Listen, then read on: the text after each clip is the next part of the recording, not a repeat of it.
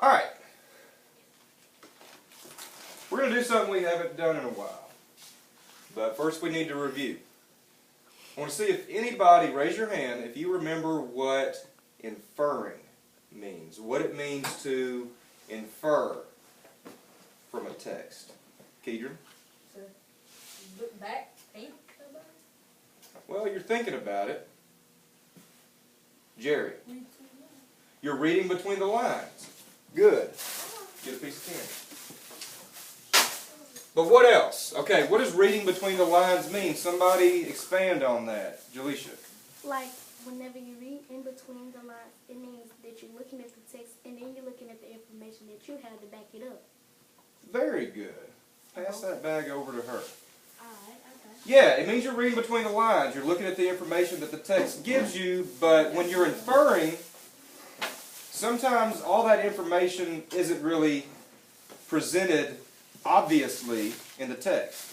Here's what I mean. There's really two types of information that you can get from a text. Okay, there is explicit information that is like spelled out for you. It's given to you. It's where the author or storyteller explains everything, and you don't have to guess. Then there is information where you have to infer, where you have to make predictions or guess. Let me give you an example. You're going to have to infer on this. When Dana comes to school, suddenly her life becomes a lot happier. She's greeted with her friends that she likes to hang out with. She gets to read. She enjoys education. She enjoys the lunch, and she enjoys the recess. But after recess, she notices that it's getting closer and closer to 3 o'clock. As every second ticks away, she gets more and more anxious because she knows what's going to happen at night. And when the bell rings at 3 for her to go and get on the bus, she starts to cry. And she tells her friends that she can't wait to see them tomorrow, and that she hopes she doesn't show up with any fresh bruises. What can you infer from that story about Dana's home life, Braylon? She's in trouble. She's in trouble.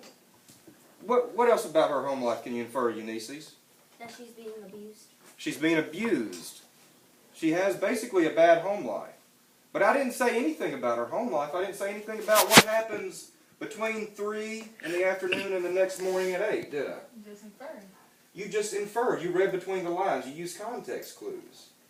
Okay? I could have told that story a little bit differently. What if I had said, every day when the bell rings at 3, Dana hates going home. Most of the time when she gets there, her father is passed out drunk. And her mom is gone working her 3rd job that she works just to make ends meet. During the afternoon, she has to take care of her brothers and sisters and has to clean up after her father. She has to cook her whole family dinner.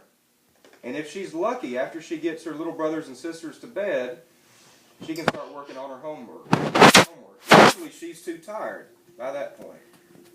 Sometimes her father wakes up in the middle of the night and is angry that her mom is not there because she's still working her jobs. And he takes his frustration out on Dana. Now that is more explicit information. I told you what happens at home. I told you why she hates to go home. Right? You kind of see the difference in explicit information when it's just spelled out for you, and then when you kind of have to infer. Alright, we're going to play a game we hadn't played in a while. Do you remember the inferring game? This is something we need to keep working on. This is where I pretend to be an object in the room, and you have to guess which object I am. But you have to ask me questions.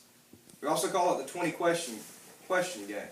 So you can ask me only yes or no questions.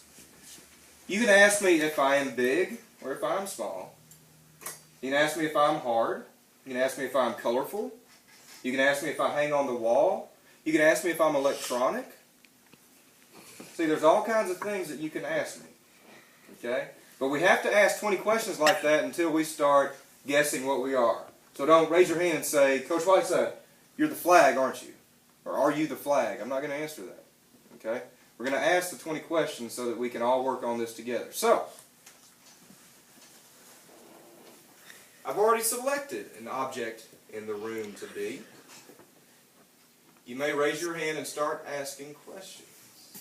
Yes or no questions. Terry. Are you colorful? No, I am not colorful. Jaleisha. Are you movable? You can move me. Yeah. Braylon. Is you electronic? I'm not electronic. Was that 3 questions? Mm-hmm. Good questions. Jerry. Are you orange? Not orange. No. Terry. Are you hard? Are you hard? Yes. Kedron. Are you in the window? No. Not in the window. Jaleisha. Do you hold electronics? Good question, but no. Ulysses. Can people write on you? Yes. They can write on me. Jerry.